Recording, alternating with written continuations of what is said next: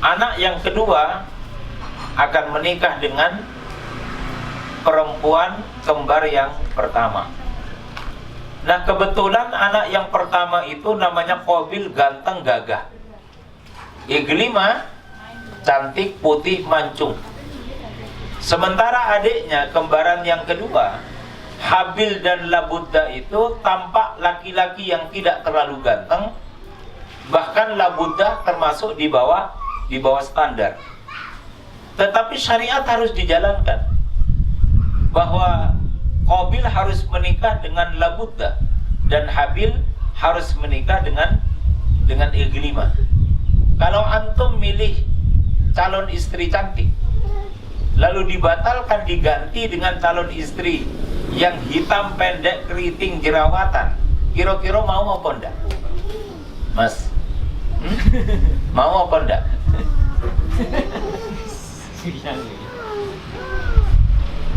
Maka Qabil tidak mau. Kata Qabil, wahai ayahanda, kalau saya yang ganteng gagah kok berdampingan dengan adik saya Labudda yang jelek, kok yo kelihatannya ndak kurang sinkron lah kira-kira. Harusnya ganteng yo istrinya cantik, kan kira-kira begitu. Maka Qabil mengajukan petisi untuk menolak. Justru Qabil mengajukan permintaannya sendiri agar dinikahkan dengan kembarannya sendiri, yang Qabilnya ganteng, Iglimanya cantik jelita. Itu baru sepadan, daripada Qabil harus menikah dengan Labudda yang buruk rupa, tentu tidak sepadan. Atau bahasa kerennya itu enggak sekufu. Walaupun saya tidak tahu sekufu itu apa, yang menyangkut urusan wajah, kan juga tidak. Bapak Ibu sekalian yang dimuliakan Allah Subhanahu wa taala, maka di dalam surah Al-Maidah ayat 27 Allah perintahkan kepada Nabi Muhammad, "Watslu alaihim," ya Muhammad, bacakan kepada umatmu naba'a bani Adam, tentang anak keturunan Adam, bil haqqi, dengan sebenar-benarnya, idz qarraba qurbanan. Maka oleh Allah diberikanlah ujian Qabil dan Habil ini dengan ujian kurban. Mereka diminta untuk berkurban sebagai bentuk wujud dari mahabbah, sebagai bentuk dari wujud ketakwaan dia kepada perintahnya Allah Subhanahu wa taala. Siapa kira-kira yang punya komitmen yang paling tinggi untuk taat kepada Allah di antara Qabil dan Habil? Maka ketika diperintahkan untuk berkurban, maka Qabil yang dia punya kebun, diambillah buah-buahan yang sudah sangat matang, yang tidak lama lagi buah itu akan berubah menjadi busuk. Sementara Habil yang peternak, dia carikan domba yang gemuk, kulitnya yang cemerlang, yang bagus, itu dipersembahkan oleh Habil. Maka singkat cerita, di dalam kisah yang disampaikan oleh Ibnu Katsir, ada cahaya yang menyambar kurbannya Habil, domba yang gemuk, kulitnya yang bagus, itu disambar oleh cahaya. Itu menunjukkan bahwa yang diterima kurbannya adalah Habil. Kalau yang kurbannya Habil yang diterima, maka syariat tetap berjalan. Berarti yang berhak untuk menikah dengan Iglima itu adalah Habil, dan Qabil tetap menikah dengan Labudda. Walaupun kisah berikutnya itu panjang lebar, tetapi kami ingin menyampaikan bahwa kurban itu ternyata wujud dari mahabbah. Ibnu Katsir mengatakan, al-ibadatu kamalul mahabbati wal khudu'i wal khauf. Yang disebut dengan ibadah itu adalah kesempurnaan cinta. Nah, itu adalah ibadah. Nah, kesempurnaan cinta itu hanya bisa diuji dengan cara orang berkurban. Tidak cukup dengan mengatakan aku I love you, falling in love. Tidak cukup. Ibu-ibu yang di belakang, suami jenengan ada di sini enggak? Hah? Ada? Ya. Ada. Saya tanya jenengan, suami jenengan cinta sama jenengan apa enggak? Hah? Cinta apa enggak? Apa bukti yang menunjukkan bahwa suami jenengan cinta? Saya bertanya, berapa kali dalam satu hari suami jenengan mengatakan I love you? Nggak pernah. Lah ini problem ini, takrirnya nggak ada. Jadi kamalul mahabbah itu mengawinkan dua problem.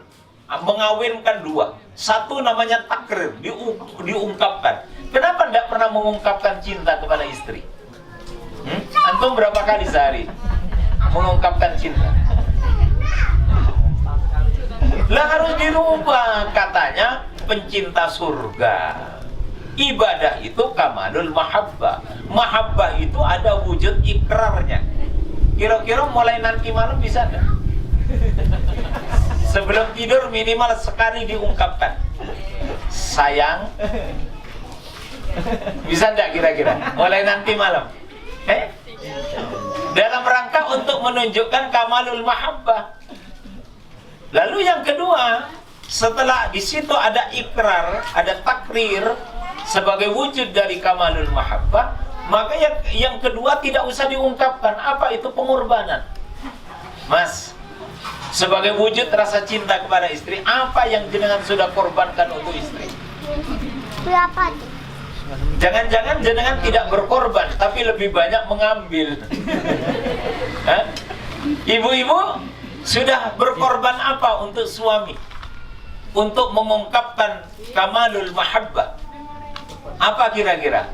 Korban perasaan. Itu apa, Bu? Jadi itu korban. Dan korban itu ada konkretnya. Sehingga karena kurbannya Habil itu yang diterima oleh Allah, dipilihkan dari binatang ternak yang gemuk, yang kulitnya bagus, maka diterimalah kurbannya Habil, dan Habil yang berhak untuk menikah dengan Iklimah. Bapak Ibu sekalian yang dimuliakan Allah Subhanahu wa taala, drama kurban ini terjadi lagi di zamannya Nabiullah Ibrahim alaihissalam, yang masyhur kita pahami bersama di dalam surah As-Saffat ayat 100. Ya, dimulai dari ayat 100 sampai nanti salamun ala Ibrahim kadzalika najzil muhsinin innahu min ibadinal mu'minina sampai 111. Itu peristiwa kurban yang kedua, yaitu yang terjadi antara Nabiullah Ibrahim dan Ismail. Mari kita lihat Bapak Ibu sekalian. Nabi Ibrahim itu punya seorang istri namanya Sarah. Hiduplah mereka di negeri Mesir. Negeri Mesir pada saat itu di bawah pemerintahan Fir'aun. Nah, ketika Fir'aun mengetahui ada seorang perempuan yang sangat cantik jelita, akhlaknya bagus, yang namanya Sarah, maka dipanggillah dia ke kerajaan. Digodalah oleh Fir'aun agar Sarah berpaling dari Nabiullah Ibrahim alaihissalam, kemudian dia mau untuk menjadi istrinya Fir'aun. Apa tawarannya? Hai Sarah, kalau kamu mau menikah dengan saya akan berikan seluruh harta kekayaan saya di negeri Mesir. Berapa kamu minta? Semuanya saya kasih. Coba bayangkan. Dalam rangka untuk menundukkan hatinya Sarah. Kira-kira Sarah mau apa enggak? Bu, ini ada tawaran dari cowok ganteng, tinggi, mancung, putih. Lalu ditawarkan per bulan 10 miliar. Kira-kira apa? Kira-kira goyah apa enggak? Hah? Jadi Sarah itu ditawari oleh Fir'aun dengan seluruh harta kekayaannya Fir'aun, asalkan dia mau tunduk jadi istrinya Fir'aun. Tapi apa kata Sarah? Tidak, saya hanya setia dengan Mas Ibrahim. Karena yang saya butuhkan itu bukan harta. Yang saya butuhkan bukan jabatan. Tetapi saya membutuhkan kehadiran sosok Mas Ibrahim yang memberikan ketenangan di dalam hati saya, yang menyebabkan saya memandang itu dalam keadaan yang luar biasa menyenangkan. Sehingga gagallah Fir'aun menggoda Sarah. Sampai kemudian Fir'aun itu kurang ajar, mencolok Sarah. Lalu di dalam kisah itu disebutkan kemudian Fir'aun tidak bisa menggerakkan badannya, entah karena kena apa, sampai kemudian dia merayu-rayu Sarah untuk memberikan maaf dan meminta kepada Tuhan yang disembah oleh Sarah agar Fir'aun dilepaskan dari kondisi badannya yang tidak bisa bergerak. Itu dilakukan sampai 2 kali. Jadi godaan itu sampai 2 kali, dari saking penasarannya Fir'aun untuk menggoda Sarah. Tapi Sarah tetap bersikukuh, tetap setia kepada Mas Ibrahim, walaupun Mas Ibrahim itu tidak punya kekuasaan, Mas Ibrahim tidak punya harta benda, tetapi setia tetap untuk Mas Ibrahim. Ini cocok. Jadi kan bukan calon presiden kan? Nggak cocok jadi menteri kelihatannya. Nah ini cocok ini. Ini kesetiaan luar biasa. Sehingga Fir'aun kemudian mengangkat bendera. Dia tidak lagi bisa sanggup untuk menaklukkan hatinya Sarah. Semua perempuan di negeri Mesir bisa ditaklukkan oleh Fir'aun, kecuali ada 2 perempuan yang tidak bisa ditaklukkan. Yang pertama adalah Sarah, dan yang kedua adalah Hajar. Ada juga yang menyatakan bahwa Hajar itu adalah putrinya Fir'aun dari selir yang kesekian. Tapi ada juga yang mengatakan bahwa Hajar itu adalah perempuan yang juga diingini oleh Fir'aun, tetapi Fir'aun tidak mampu untuk menggodanya, karena mereka hatinya tidak bisa bergeming kepada Fir'aun. Sehingga karena sebab itulah maka Nabiullah Ibrahim menyampaikan kepada Sarah untuk kita keluar dari negeri Mesir. Dan pada saat dimana Sarah dengan Ibrahim keluar dari negeri Mesir, diberikanlah hadiah. Hadiah sebagai bentuk takjubnya Fir'aun kepada Sarah, diberikanlah hadiah seorang pembantu yang bernama Hajar. Yang Hajar itu juga termasuk perempuan yang tidak bisa disentuh oleh Fir'aun. Dia perempuan yang suci. Nah, Bapak Ibu sekalian yang dimuliakan Allah Subhanahu wa taala, keluarlah Ibrahim dari negeri Mesir menuju negeri Palestina. Tinggallah Nabi Ibrahim dan Sarah dan pembantunya Hajar di negeri Palestina. Disinilah terjadi bahwa setiap malam Nabiullah Ibrahim berdoa kepada Allah Subhanahu wa taala, Rabbi habli minas salihin. Salat tahajud, Rabbi habli minas salihin, Rabbi habli minas salihin. Setiap malam Nabi Ibrahim itu berdoa kepada Allah.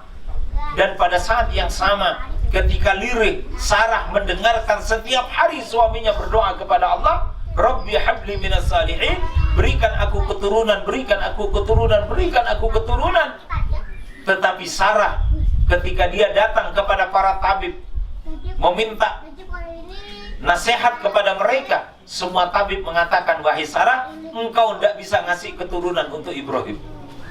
Maka hancur hatinya Sarah, seorang istri yang kesetiaannya tanpa batas kepada Ibrahim, tetapi dia tidak mampu untuk memberikan keturunan kepada Nabi Ibrahim. Hancur hatinya Sarah sebagai seorang istri yang sangat setia kepada suaminya.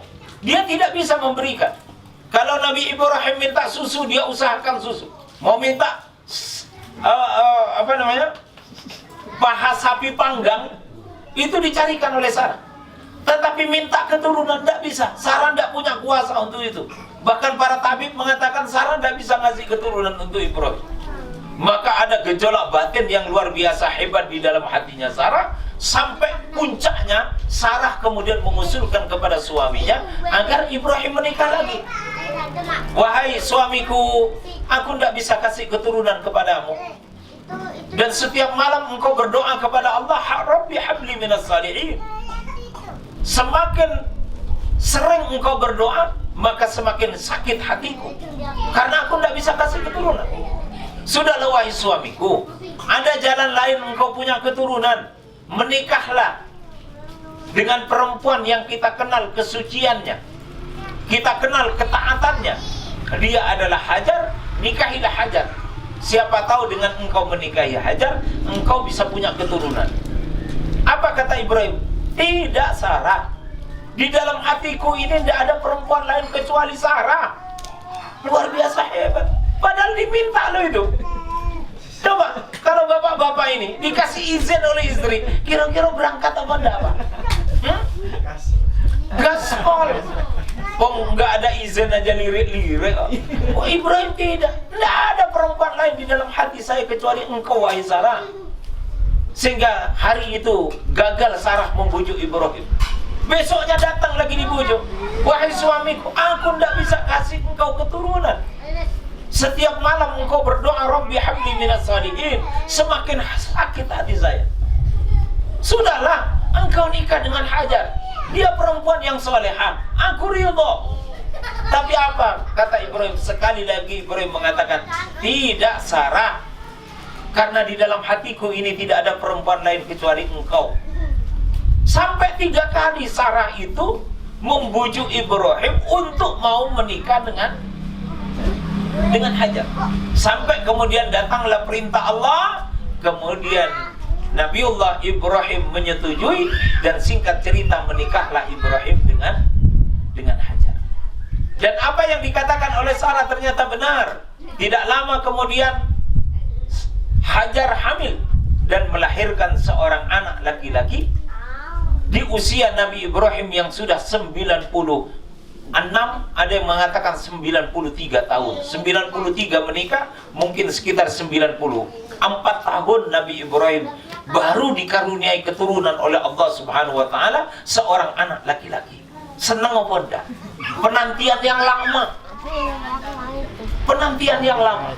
Maka Ibrahim senangnya luar biasa dengan kelahiran Ismail. Maka setiap hari pagi, siang, sore yang ditengok Hajar, yang ditimang-timang Ismail. Pagi, siang, sore yang ditengok Hajar, yang ditimang-timang Ismail. Pagi, siang, sore yang ditengok Hajar, yang ditimang-timang Ismail. Apa yang terjadi dengan Sarah? Loh, kok ngene? Lah kok begini? Lama-lama saya yang gak kuat. Akhirnya Sarah tidak bisa lagi menahan kecemburuannya kepada Hajar dan putranya Ismail. Kemudian Sarah mengatakan kepada suaminya, wahai suamiku, kalau begini terus saya yang gak kuat. Sudah begini saja, biar hubungan saya dengan baik, hubungan saya dengan Hajar baik, dengan Ismail juga baik. Tolong engkau bawa Sarah ini dan putramu Ismail, bawa ke tempat yang saya tidak bisa melihatnya. Nah, satu. Yang kedua, ke tempat yang tidak ada orang melihat lalu membawa cerita dia kepada saya. Berarti di mana ini? Tempat yang saya nggak bisa melihatnya, tempat yang tidak ada orang membawa cerita dia kepada saya. Kan berat ini syaratnya. Maka ibu-ibu, kalau suaminya pengen lagi, boleh mas, tapi taruh istrimu yang kedua di tempat yang saya nggak bisa lihat dan di tempat yang saya tidak bisa mendengar beritanya. Berarti di mana itu? Loh, sekarang di Amerika kejadian tadi pagi itu juga nyampe ke Indonesia. Berarti di mana kira-kira? Kalau nggak kutub selatan, kutub utara. Maka Nabi Ibrahim atas hidayah Allah membawa Hajar dan putranya Ismail ke sebuah daerah yang disebutkan oleh Nabiullah Ibrahim, Rabbana inni askantu min dzurriyyati biwadin ghairi dzi zar'in. Ya Tuhan kami, sesungguhnya aku tempatkan anak-anak keturunanku biwadin, di sebuah lembah, ghairi dzi zar'in, yang tidak ada tumbuhan, tidak ada tanaman. Jadi ini tempat-tempat yang gersang. Ini tempat-tempat yang tidak ada kehidupan. Karena ghairu dzi zar'in, tidak ada tumbuhan, tidak ada lumut, tidak ada binatang, tidak ada burung, tidak ada kehidupan. Maka tidak mungkin Sarah berjalan ke tempat ini, dan tidak mungkin ada kafilah datang akan mampir ke tempat ini lalu membawa ceritanya kepada Hajar, kepada Sarah. Disitulah Ismail ditempatkan dan ibundanya Hajar liyuqimus shalah, untuk mendapatkan pendidikan khusus. Apa itu? Liyuqimus shalah, mencerdaskan hatinya, mencerdaskan otaknya untuk menangkap isyarat-isyarat Allah Subhanahu wa taala. Itulah liyuqimus shalah. Jadi ditempatkan di tempat yang sepi seperti ini, bukan tanpa tujuan. Liyuqimus shalah, untuk ditempa kecerdasan hati, kecerdasan akalnya, menangkap isyarat-isyarat Allah Subhanahu wa taala. Warzuqhum minats tsamarat. Lalu Ibrahim berdoa, ya Allah, berikanlah rezeki harta kepada Ismail, kepada Hajar. Cukupi sayur mayurnya, cukupi makanan minumnya.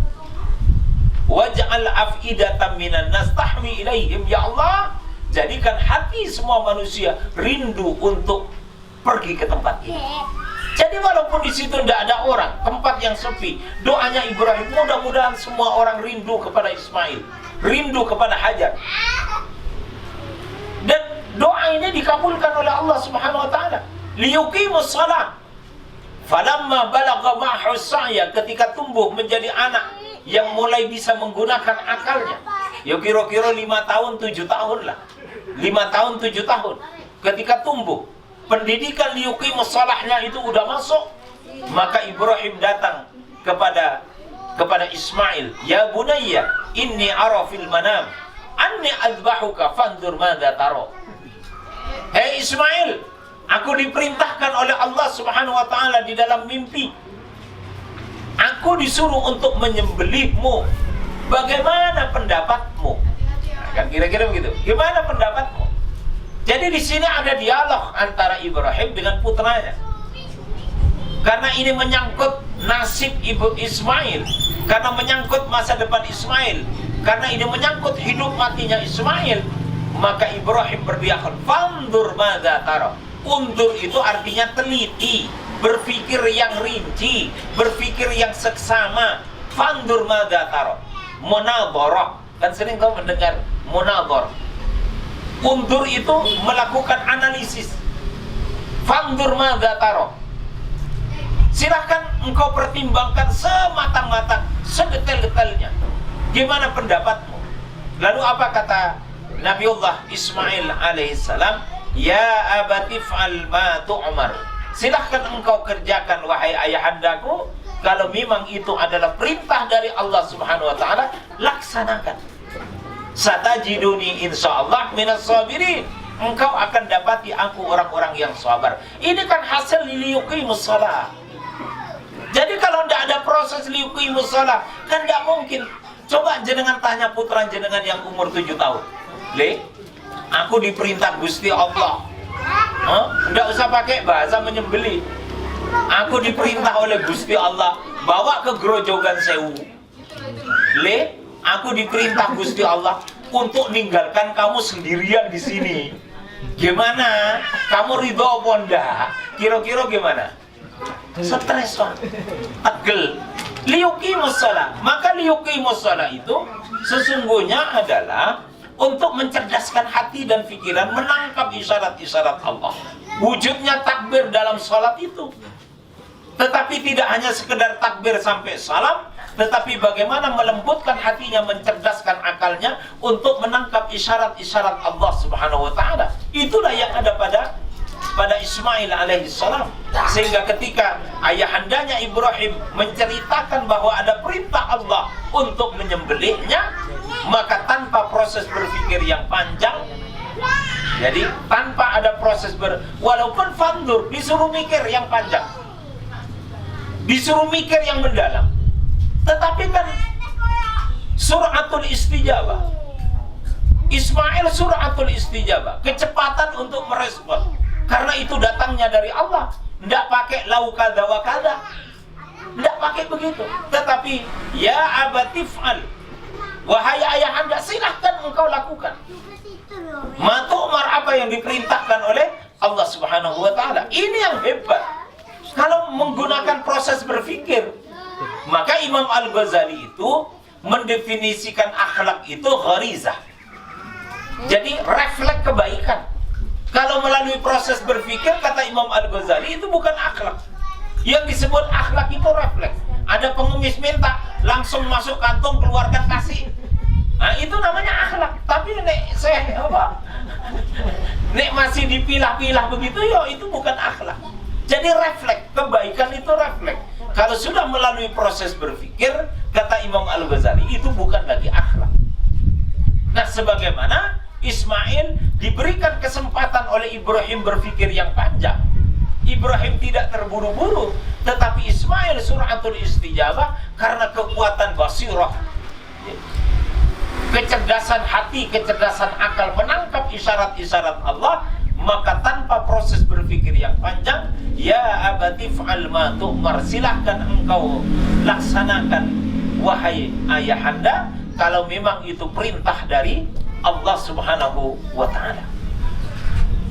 Jadi ini kan luar biasa. Nah, Bapak Ibu sekalian yang dimuliakan Allah Subhanahu wa Ta'ala, maka disebutkan falamma aslama wa tallahu lil jabin. Saat itu Ismail sudah dibaringkan, lalu diletakkanlah pisau itu di atas lehernya. Sudah siap. Maka iblis datang menghubungi Ismail. Hei Ismail, itu darah dagingmu. Kamu itu orang tua yang tega kepada anak. Itu darah dagingmu, jangan kamu lakukan. Tetapi Ibrahim sadar betul, ini adalah ujian tauhid yang terbesar setelah ujian tauhid yang pertama. Ketika dulu Ibrahim itu gelisah secara batin, siapa Tuhan yang mau saya sembah?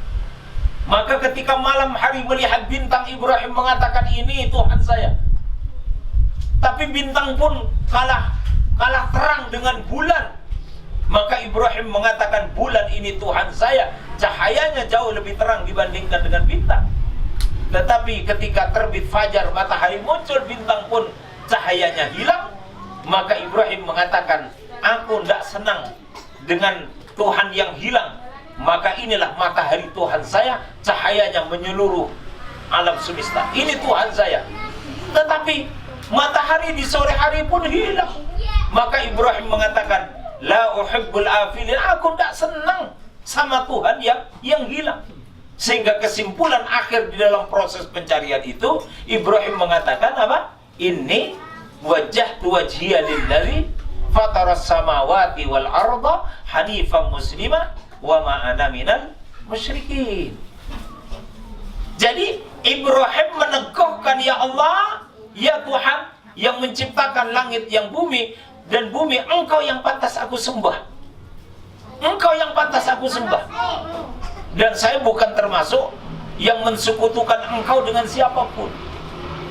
Maka sering orang mengatakan agamanya Nabi Ibrahim itu agama Hanif, agama Hanifah, yang kemudian intisari ajarannya itu sama dengan ajaran Islam.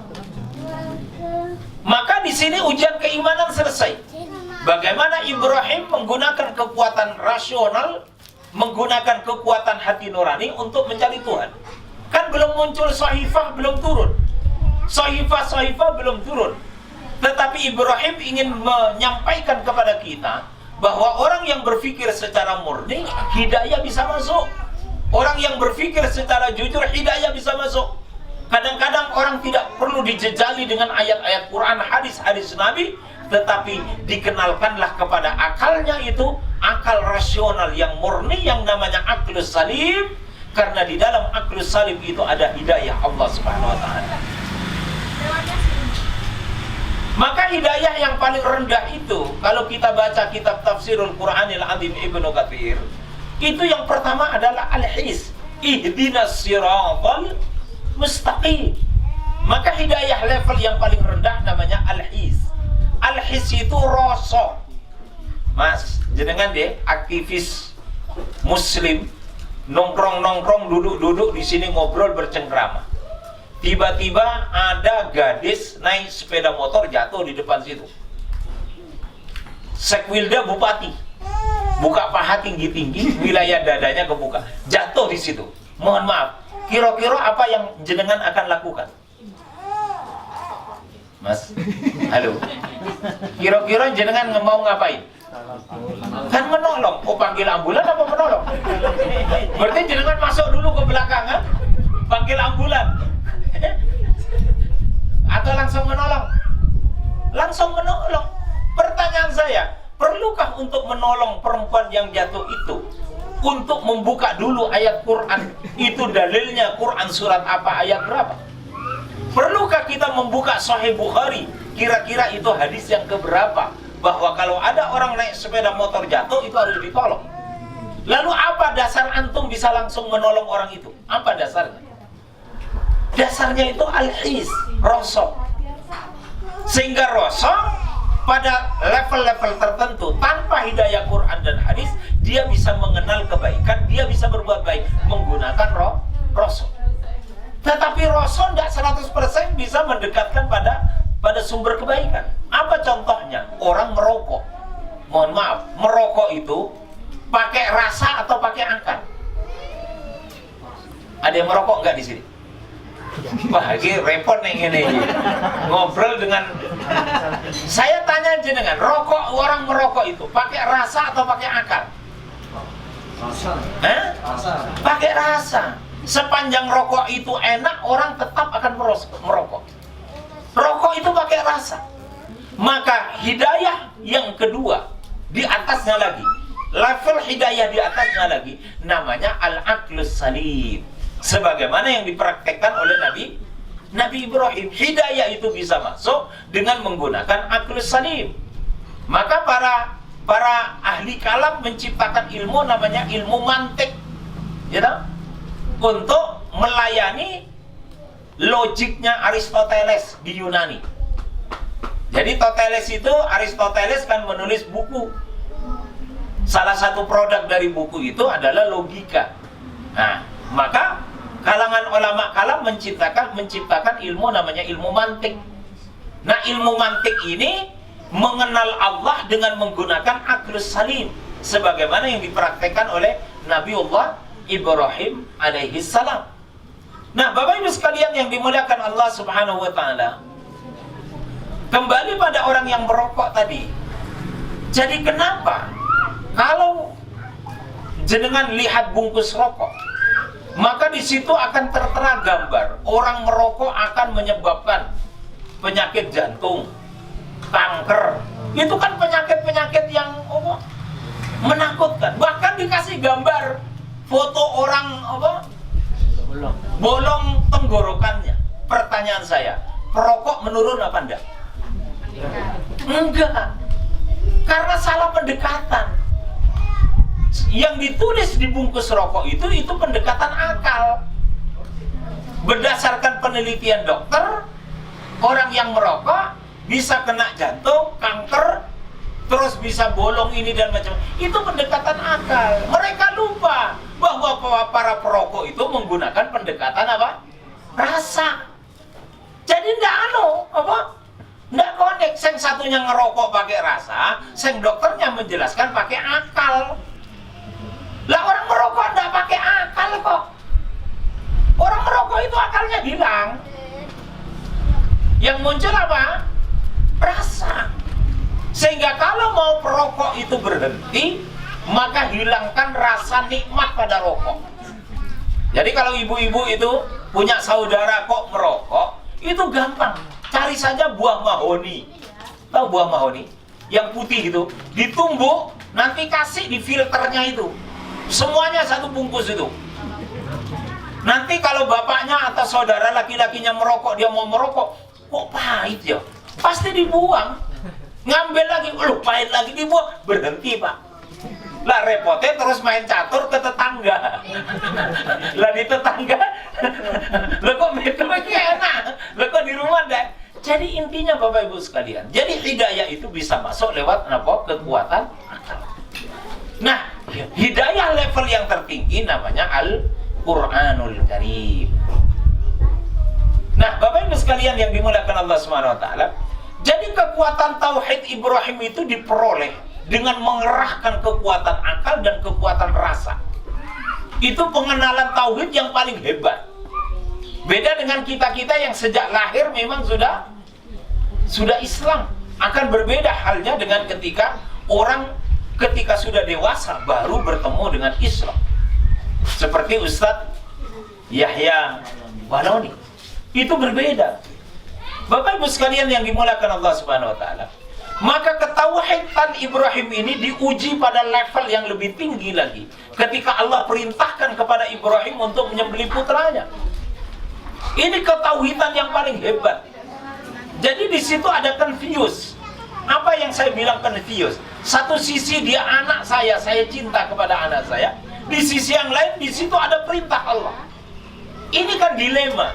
Jadi orang filsafat mengatakan ini namanya dilema tauhid. Satu sisi kita harus menegakkan tauhid, tapi di sisi yang lain ada sisi kemanusiaan karena hubungan kekerabatan, karena hubungan keluarga yang kadang-kadang menghalangi kita untuk menegakkan tauhid. Sehingga di dalam ujian Ibrahim dengan Ismail, faktanya mengatakan bahwa Ibrahim berhasil. Shadaqtar ru'ya.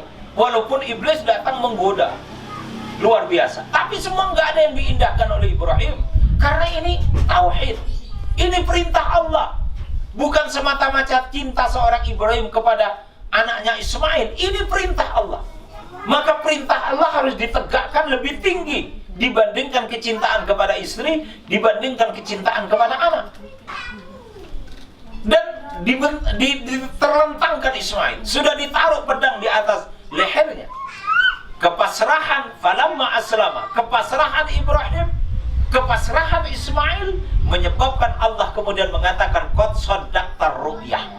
Hei Ibrahim, engkau sudah berhasil melaksanakan tugas dariku, kata Allah Subhanahu wa ta'ala. Lalu kemudian apa? Wa fadainahu bidzibhin adzim. Maka digantilah Ismail itu dengan domba yang besar. Ada cerita Israiliyat mengatakan bahwa domba yang disembelih oleh Nabiullah Ibrahim itu adalah domba yang dulu dikorbankan oleh Habil. Tetapi tidak ada hadis Nabi. Cerita Israiliyat. Dipercayai jangan, tidak dipercayai jangan. Itu kata Rasulullah.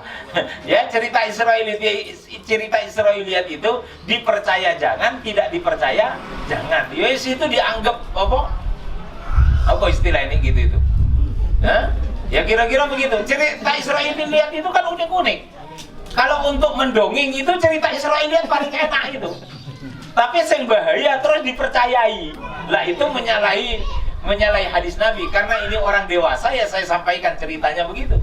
Nah, Bapak Ibu sekalian yang dimuliakan Allah SWT, dan akhirnya risalah yang terjadi antara Ibrahim dengan Ismail itu diabadikan menjadi syariatnya Nabiullah Muhammad sallallahu alaihi wasallam, bahwa ternyata di situ tidak hanya urusan syariat, tidak hanya urusan orang tua mendidik anak, tidak hanya urusan anak merespon perintah orang tua, tetapi di situ juga ada kepedulian sosial. Kepedulian sosial untuk melahirkan kamalul mahabbah, itu wujudnya adalah kecintaan kepada manusia yang lainnya. Nah, disitulah letaknya Bapak Ibu sekalian. Itu artinya kalau kita menghayati betul-betul apa yang terjadi, kurban di zamannya Nabi Adam, kurban di zamannya Nabi Ibrahim, maka itu tentang seorang bapak dan seorang istri yang luar biasa hebat. Itu tentang seorang anak yang begitu hebat. Itu juga tentang amal sosial, bahwa setiap orang itu diuji kecintaannya kepada Allah dalam bentuk dia membahagiakan orang yang lainnya. Dalam spesifik Idul Kurban, menyembelih kurban. Thuluthun, sepertiga untuk ahli kurban, sepertiga untuk fakir miskin, dan sepertiga untuk sedekah. Fakulu minha wa at'imul qani'al mu'tar. Makanlah sebagian dari hewan kurban, lalu bagikanlah secara merata kepada orang mampu di antara kalian dan orang yang tidak mampu di antara kalian. Itulah kurban. Itulah wujud kecintaan kita kepada Allah Subhanahu wa ta'ala. Nah, Bapak Ibu sekalian, saya kira ini yang bisa kami sampaikan. Mudah-mudahan bapak-bapak semuanya bisa menjadi seperti Ibrahim, yang selalu mengajak putranya berdialog dan selalu meminta putranya untuk berpikir ketika dia akan diperintah untuk melakukan dan atau untuk tidak melakukan sesuatu. Mudah-mudahan ibu-ibu juga seperti Sarah. Seperti Sarah nopo Hajar. Enaknya seperti Sarah nopo Hajar. Sehingga para ulama mengambil istimbat bahwa laki-laki itu boleh minta izin menikah lagi kalau istrinya tidak memberi keturunan. Tapi udah punya anak semua ini. Kalau udah punya anak nggak usah izin. Udah istiqomah itu aja. Hah? Maksudnya nggak usah izin langsung. Oh. Wah, tafsirnya terlalu melompat nih ini.